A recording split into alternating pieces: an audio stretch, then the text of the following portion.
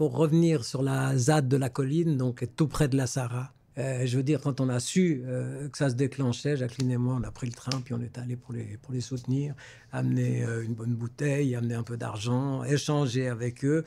J'espère de tout cœur que ça fait avancer, parce que Holcim est une entreprise assassine. Il ne faut pas avoir peur des mots. Si vous allez là-bas, quand vous voyez ce qu'ils veulent détruire, ce qu'ils ont déjà détruit, mais vous dites c'est impossible ces gens-là. Il faut les envoyer en prison. On ne peut pas faire autrement. Donc on ne peut que reconnaître la belle action de la ZAD.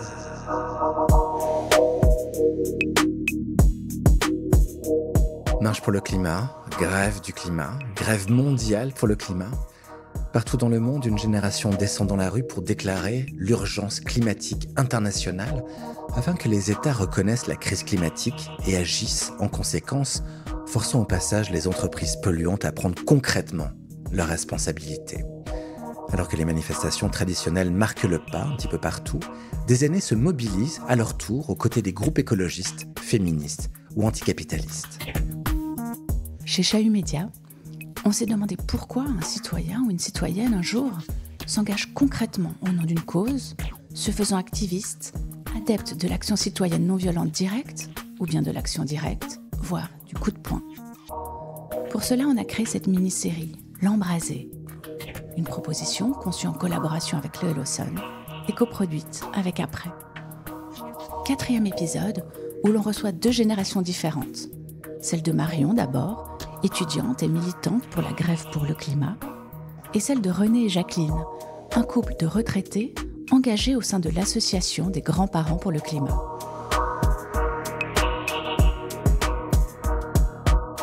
C'est L'Embrasé. À toutes et tous, bienvenue.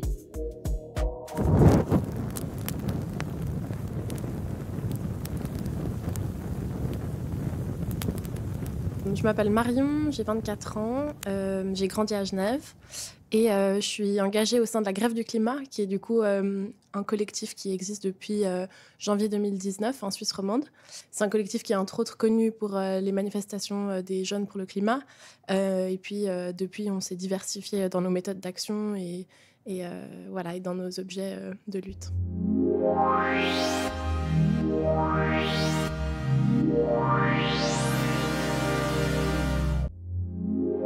J'avais besoin d'allier mon militantisme avec une formation qui fasse sens dans cette direction. Et du coup, j'ai choisi de faire un master en pratique et fondement de la durabilité à l'Université de Lausanne.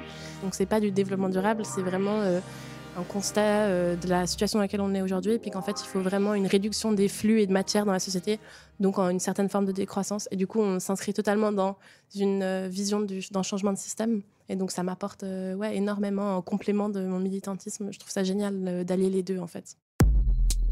On se rend compte des conséquences du réchauffement climatique. C'est-à-dire qu'on en parle depuis 2019, mais là, on se rend compte que les conséquences sont dramatiques.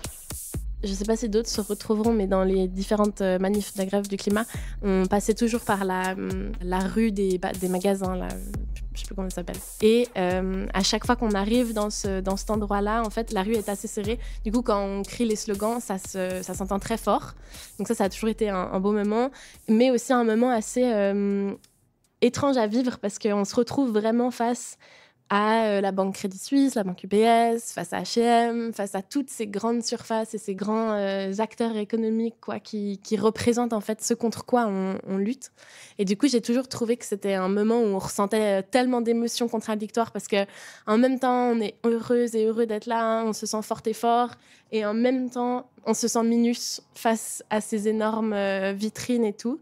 Et puis, il y a aussi toujours ce décalage avec les gens qui sont dans ces bâtiments, qui nous regardent, qui nous filment. Puis à ce moment-là, on criait tout le temps ne nous regardez pas, rejoignez-nous. Et là, j'ai l'impression que c'est un truc qu'on crie avec toute notre force, hein, en mode sortez et venez avec nous parce que c'est là que ça se passe, quoi. Faut vraiment qu'on lutte ensemble contre ces institutions plutôt que de les renforcer et de les encourager, quoi.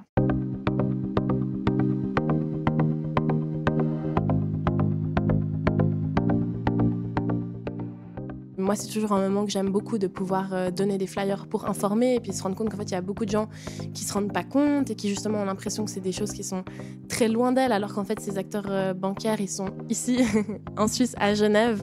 Donc, en fait, c'est très, très tangible, quoi. Oui, moi, j'ai l'impression que le fossé, il est énorme, ouais. Presque difficile à envisager qu'il puisse se fermer. Après, je pense que selon les individus avec qui on interagissait, il y a quand même certaines personnes qui écoutent et puis on se dit, bon, peut-être qu'on a planté une petite graine, quoi.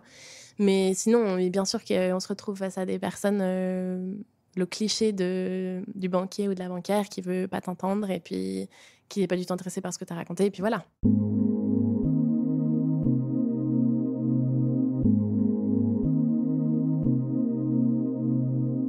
L'adversaire contre lequel on s'engage dans ton cas, c'est qui ou quoi ?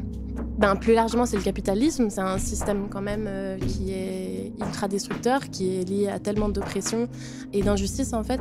Et je pense qu'au final, c'est ça. C'est un système économique qui privilégie la course au profit, la course à la croissance au-dessus des vies humaines et non humaines, parce que c'est ce qui est en train de se passer. On est en train de mener l'humanité et en fait toutes les espèces non humaines qui existent aussi, ça on l'oublie souvent, vers de grandes souffrances en fait. Et moi c'est ça qui m'enrage en fait, c'est de me rendre compte que il y a une minorité de personnes qui est en train de mener en fait cet énorme bateau droit dans le mur, quoi. Et puis que avec le temps, j'ai commencé à justement réaliser que c'est vraiment une classe sociale et des individus au sein de ces classes sociales qui le font en fait et qui sont responsables de ce qui se passe. Voilà, et je pense que c'est important de nommer des responsables, quoi.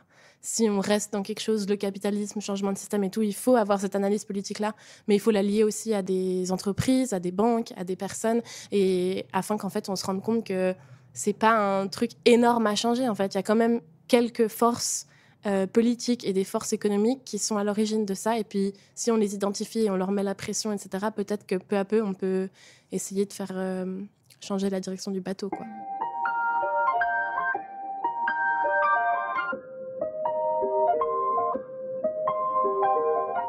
Bifurquer, pour moi, ça veut dire faire un changement un peu plus ou moins radical dans sa vie.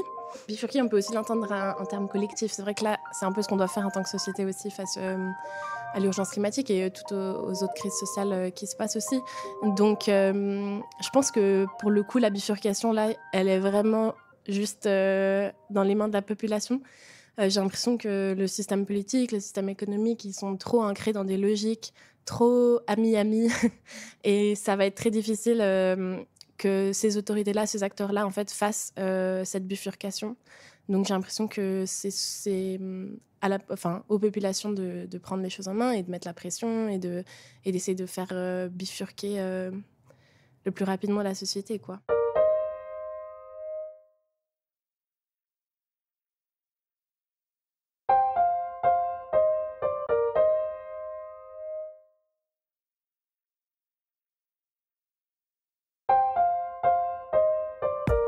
Enfin, nos luttes, elles s'insèrent dans un contexte international, donc c'est aussi hyper fort de savoir qu'il y a des personnes qui militent à travers toute la planète, qu'on n'est pas seul, on n'est pas isolé. Pour la crise climatique, on sait que chaque millième de degré compte, donc la moindre mesure qu'on peut arracher et qu'on peut gagner en faveur de la justice sociale et de la justice climatique, elle compte en fait, parce que c'est des milliers de vies qui sont liées à ces millièmes de degrés. Donc moi, ça me motive, quoi. Peut-être les 2 premières années, quand même, j'ai donné beaucoup de temps à ça, à mon engagement. Et du coup, ça fait que mon temps, je l'ai pris quelque part. Je pense beaucoup dans d'autres activités, comme par exemple le bien-être personnel, genre le sport. J'aimais bien faire de la musique, du chant, j'ai tout laissé. Et j'ai vraiment mis toute mon énergie là-dedans. Et je pense que c'était un peu pas un piège, mais ça peut quand même mener au burn-out, quoi, et à tout donner à un engagement, et en sachant qu'en fait, derrière, ça bouge pas autant. Enfin, toi, tu peux te donner à 400%, mais les résultats, ils vont pas arriver autant rapidement.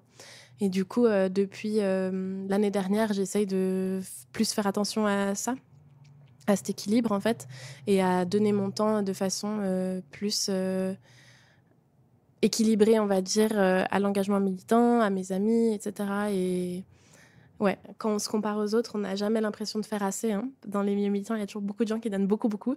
Et en fait, mon conseil, ce serait de quand même se dire qu'on est toutes et tous différents, qu'on a toutes et tous des façons de gérer notre temps et des besoins différents. Et du coup, genre, c'est un équilibre qu'il faut retravailler tout le temps, quoi. En fait, ça fait des années qu'on nous dit que ça va arriver. Là, c'est là maintenant, c'est pire que ce qui était annoncé. Dans les JT, etc., on dit « Oh là là, il fait chaud, ça brûle ». Mais on n'a jamais d'explication de fond. On ne creuse pas plus loin que la surface et on ne veut pas voir les implications politiques que ça a et la responsabilité de nos gouvernements. Je dirais que moi, pendant longtemps, j'avais l'impression que militer, c'était la seule façon de s'engager, puis qu'il fallait faire ça, et puis tout le reste, ça servait à rien et tout. Et maintenant, je dirais que j'ai l'impression qu'il y a 1000 manières de s'engager. En fait, ça n'a pas forcément besoin d'être en manif, ça n'a pas forcément besoin d'être une action de désobéissance civile. Enfin, ça peut vraiment prendre plein de manières différentes. Ça peut être un engagement au niveau de son quartier, essayer de faire changer des choses dans plein de niveaux différents. Et du coup, moi, mon conseil, ce serait vraiment de... Si on ressent un peu cette indignation et puis peut-être cette impuissance face à l'état du monde et à l'état des injustices et des inégalités sociales, je dirais que trouver en fait un projet près de chez soi ou monter un projet avec ses potes, en fait créer un peu ces petits réseaux, aller dans ces espaces où il y a déjà un peu un terreau fertile de personnes qui s'indignent et qui s'engagent et pas hésiter de prendre la parole, de poser des questions, de demander comment est-ce que je peux m'engager, etc. Et à partir de là, je suis sûre qu'il y a plein de gens qui accueilleront ces personnes à bras ouverts, quoi. Et puis que l'engagement, c'est juste trop chouette parce qu'on se rend compte qu'on n'est pas seul, qu'on vit dans un monde avec plein d'autres humains et humaines géniales et qu'en fait, si on se met en réseau et puis si on s'allie au sein d'un collectif, on est super forte en fait. Du coup, c'est magnifique. Ça nous fait prendre compte qu'on n'est pas seul face à tout ce qui se passe, quoi.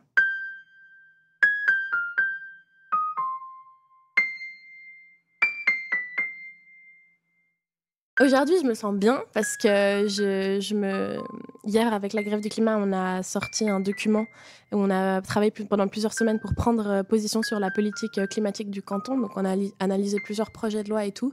Et en fait, j'ai vraiment réalisé à quel point les politiques actuelles et les lois actuelles ne nous permettent pas en fait d'atteindre des objectifs de neutralité carbone, encore moins dans un objectif de justice sociale. Et du coup, ça m'a juste confirmé toujours plus dans mon idée que oui, on peut pas. En fait, il faut vraiment qu'on change ce système.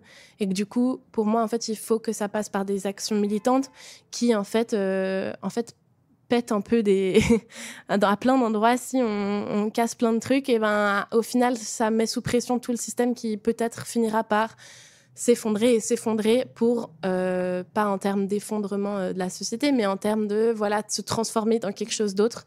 Et ces forces-là, il faut qu'elles arrivent d'individus et de collectifs qui soient déterminés à faire changer les choses, quoi.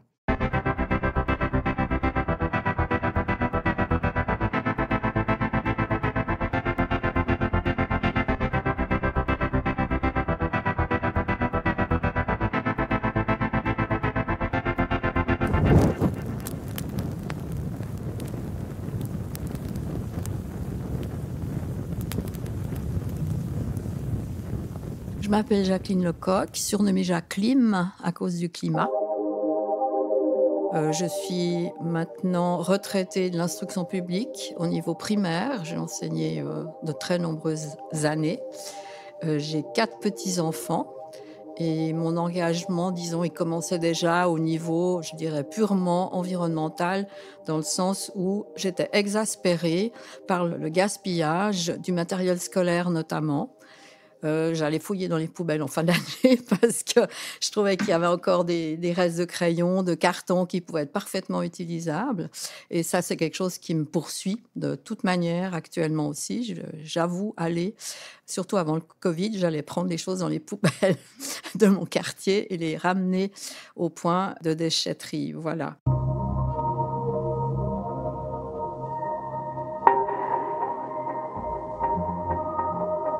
Il y a une petite anecdote. J'étais dans les transports publics, dans les rues basses à Genève, et tout à coup, j'ai vu une file impressionnante devant le magasin Apple.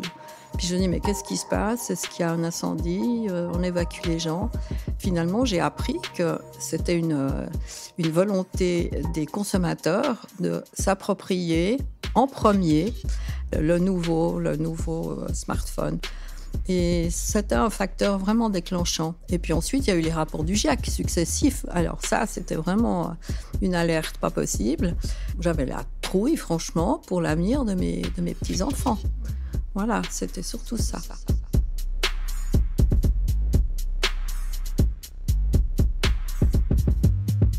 René Bonnard. Je suis né en 1950, donc j'ai actuellement 72 ans. Je suis un enfant de mai 68, avec un engagement social et militant très très important dès cette date-là. Après, j'ai eu un parcours dans le domaine des personnes en situation de handicap. Donc, j'ai été pendant plus de 30 ans directeur d'institution. Et là, on a beaucoup lutté pour l'égalité aussi pour les personnes en situation de handicap, et notamment avec des personnes qu'on accueillait de pays étrangers qui étaient venus par terre des hommes. Moi, je rate des cours importants, mais tout simplement, c'est comme ça que je construis mon futur. Si là, je vais à un cours pour soi-disant construire mon futur, dans 15, 20, 50 ans, j'ai pas de futur. Et puis, à un moment donné, l'environnement est arrivé parce que à la fin des années 60, malgré les petites fleurs des hippies, on n'était pas très, très engagé au niveau environnemental. C'est venu un petit peu plus tard. Et à ce moment-là, je me suis rendu compte que c'était le moment de s'impliquer également. Et grâce au fait que j'ai rencontré Jacqueline, qui venait de s'engager pour les grands-parents pour le climat, j'ai dit ça, c'est le deal du siècle. Et en tant qu'association, est-ce que la désobéissance civile, elle fait partie des stratégies d'action ?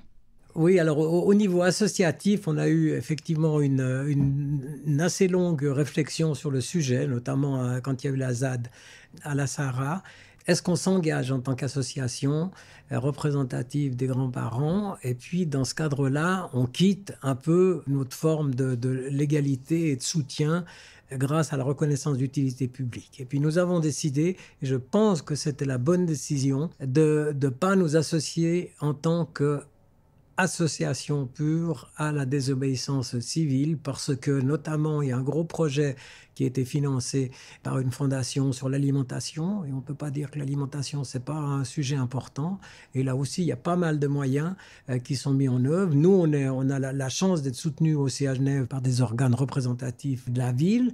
Et alors, ça a été décidé clairement qu'en tant qu'individu, on a le droit de le faire. Heureusement qu'on a nos libertés. Et là, je ne cache pas que nous, on y va. On n'hésite pas. On va soutenir aussi quand il y a les procès. On garde quand même un œil attentif à quel type d'action. Parce que si c'est détruire pour détruire, ce n'est pas très, très positif. Je pense que c'est un des éléments nécessaires d'être dans la désobéissance civile, comme c'est un des éléments nécessaires de rester un petit peu dans le cadre et d'avoir des actions concrètes plus en profondeur.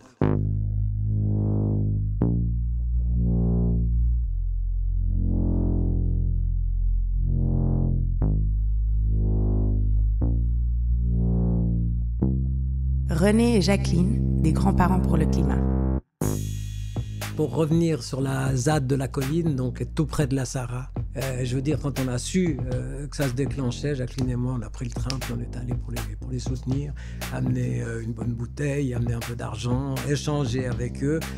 Ouais, c'est assez extraordinaire, les cabanes dans les arbres, c'est eux qui doivent en parler. J'espère de tout cœur que ça fait avancer.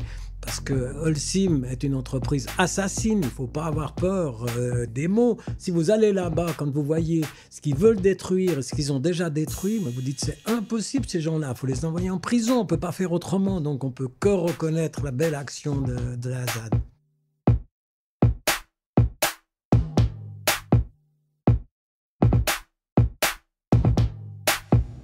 Moi, je dirais pour résister, il faut déjà être très informé sur ce qui se passe. On n'est pas maître de notre consommation, on nous l'impose. Et il y a plein de choses qu'on peut faire pour éviter de tomber dans ce travers dont on n'est pas toujours conscient. Aller se balader dans la nature, rencontrer des amis, aller boire un café avec quelqu'un. Puis on peut aussi réapprendre un peu à coudre, à réparer ses vêtements. Ça peut mettre une réparation très visible, qui est un peu créative. Il y a un tas de choses qui seraient possibles de faire. Moi, il y a une chose qui m'intriguait aussi, c'est cette résistance justement à ce qui me paraît évident. Et j'ai lu des bouquins de neuroscientifiques, c'est très intéressant. Ça peut expliquer cette volonté de toujours consommer Et j'ai trouvé très intéressant des livres de Sébastien Boller, notamment Le bug humain, où il explique qu'il y a dans notre cerveau, depuis la nuit des temps, il y a un endroit qui s'appelle le striatum et qui nous force un peu à rechercher le plaisir, que ce soit le plaisir social, amoureux, de la consommation. Une fois qu'on a satisfait un peu un premier plaisir, qu'est-ce qu'on va vouloir ? C'est toujours plus. Et ça, c'est quelque chose de... C'est important de le savoir, là. Et puis là, je suis en train de finir le même auteur, d'ailleurs, qui fait la différence entre les individus et la société. Et l'humanité, en tant que telle, elle est psychopathe pour lui. Comme un criminel, un violeur qui va tuer, etc. Et qui est dans ce trend-là et qui ne va pas juste du tout anticiper les conséquences de son acte. Et l'humanité, elle réagit comme ça, actuellement.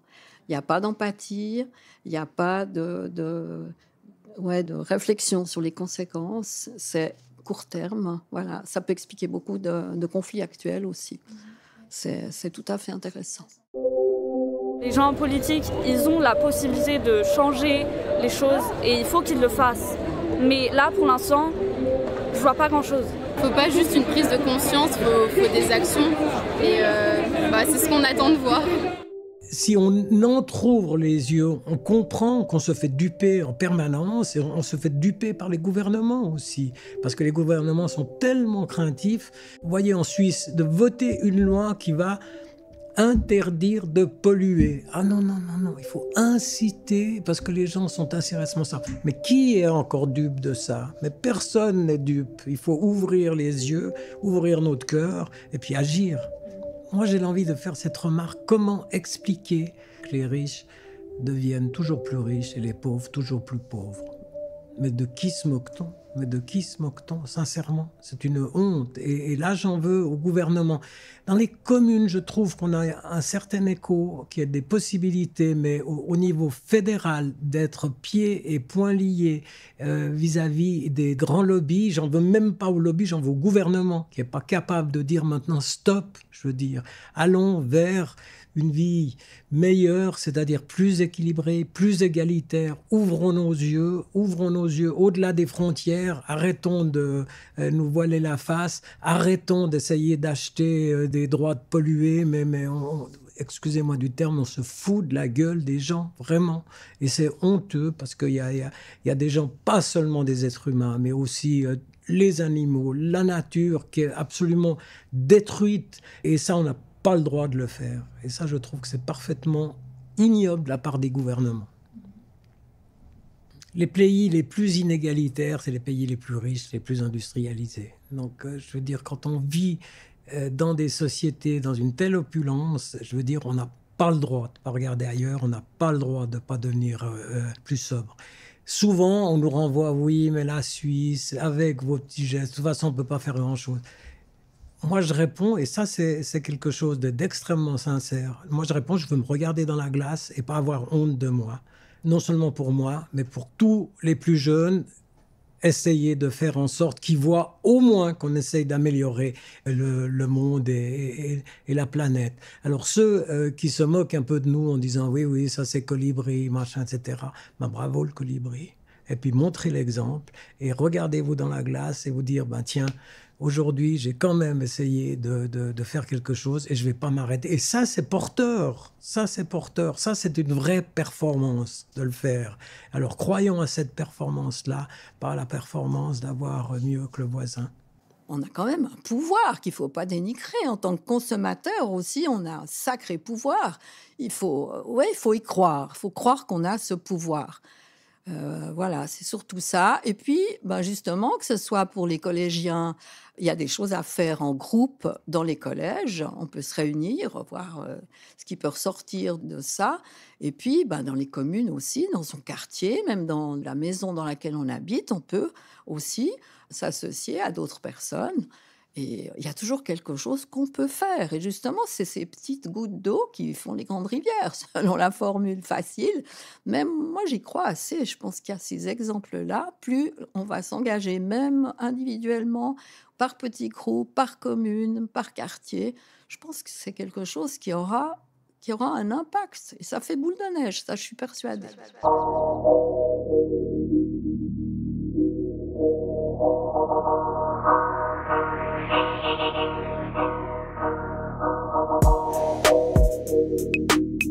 C'était L'Embrasé, une proposition Chahut Média, conçue en collaboration avec Chloé Lawson et en coproduction avec nos amis de Après. Tous les épisodes de L'Embrasé sont disponibles sur chahut.ch et sur l'ensemble des plateformes de podcast.